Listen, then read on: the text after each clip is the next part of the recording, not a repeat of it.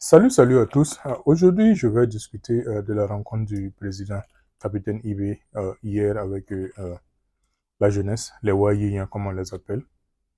Je pense que c'est une très bonne chose. Je pense que c'est une façon au président de remercier ses partisans et ceux qui veillent ceux qui veillent la plupart dans l'après-midi sur le rond-point pour faire en sorte qu'il n'y ait plus de coup d'État, pour faire en sorte que personne ne disturbe comment on appelle ça, que personne ne n'inquiète la marche que le président IB a pris. Donc, moi, je pense que c'est une bonne chose que le capitaine rencontre ses partisans. Bon, je ne dirais pas ses partisans, qu'il rencontre la jeunesse et qu'il discute avec eux et qu'il les galvanise. Voilà, et qu'il leur montre, qu'il leur dit là où nous sommes et là où nous devons aller. Voilà, une façon pour lui de les galvaniser, de leur dire de rester stoïque, de rester serein, que les choses vont s'améliorer. Voilà, donc je profite à apporter mon soutien. C'est une très bonne chose. Et voilà, ce que je voudrais dire aussi, euh, c'est comment nous pouvons, entre nous, dans l'AES, nous pouvons nous améliorer, nous pouvons faire des projets pour les trois pays. C'est un vaste, non, l'espace est très grand et nous avons beaucoup de ressources, que ce soit les ressources humaines, que ce soit les ressources naturelles. Voilà. Et souvent, c'est parce qu'on était sous, comment on appelle ça, avec les aides sous perfusion qu'on n'évoluait pas.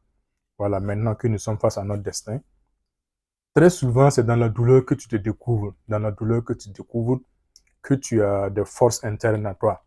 Voilà, que tu as une capacité de résilience très importante. Donc, c'est le moment comme ça. Et je pense que à l'interne, nous allons développer, nous allons faire naître le génie. Voilà. Nous allons faire en sorte que tous les projets qui peuvent être réalisés avec le minimum de base que nous avons, nous allons les mettre en place. Et ça va vraiment aider les peuples. Ça va aider le Burkina, ça va aider le Mali, ça va aider le Niger. Ça va aussi aider même les pays voisins. Voilà. Donc, que on ait quitté la CEDEAO et puis bon, beaucoup pensent que on va souffrir. Non, je pense que et honnêtement, c'est une bonne décision. Voilà.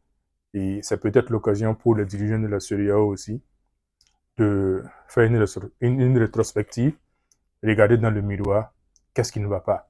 Est-ce qu'à leur âge, n'est-il pas important actuellement pour eux maintenant de profiter de la situation pour mettre en place une politique de peuple plutôt que d'être là à vouloir euh, respecter des canevas qui ne tiennent pas.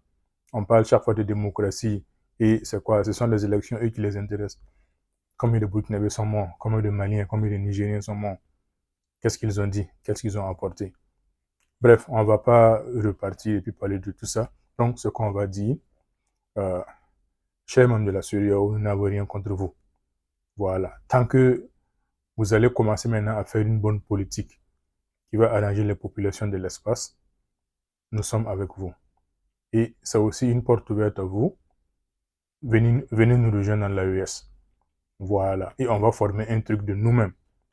Voilà. Si c'est à cause des salaires que beaucoup sont prêts à regarder de côté pour que les frais du même espace meurent, c'est dommage. Voilà. Il n'y a pas de règles qui tiennent tant que les vies humaines sont menacées. Bref, euh, le président IBE a bien fait de rencontrer la jeunesse, voilà, les galvaniser et leur dit que le chemin est très long, mais nous sommes sur la bonne voie.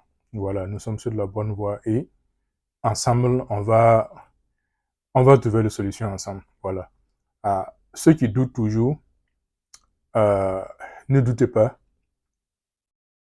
trouvez une façon ou d'une autre d'accompagner parce que le peu de liberté que vous avez et vous pensez que après ce régime, vous allez, et comment on appelle ça, ça va être mieux que pour vous, détrompez-vous. Voilà, l'impérialisme n'a pas d'amis. Les autres qui sont de l'autre côté, ils ne considèrent même pas comme des êtres humains. Voilà, du moment où eux, ils peuvent gagner ce qu'ils gagnent, Ils s'en foutent du reste. Et ils sont prêts à tout pour le faire. Ça fait combien d'années qu'ils le font? Un pays dont les premières ressources, comment on appelle ça, c'est de l'or, et on dit que ce pays est pauvre. Est-ce que c'est pas insultant? On va dire ça en moré, vous allez savoir. Asanam Navia Talaga. Est-ce que ça sonne bien? Asanam Navia Talaga. Un pays, et c'est l'or qui est la principale ressource de ce pays. Et on vous dit que ce pays est pauvre.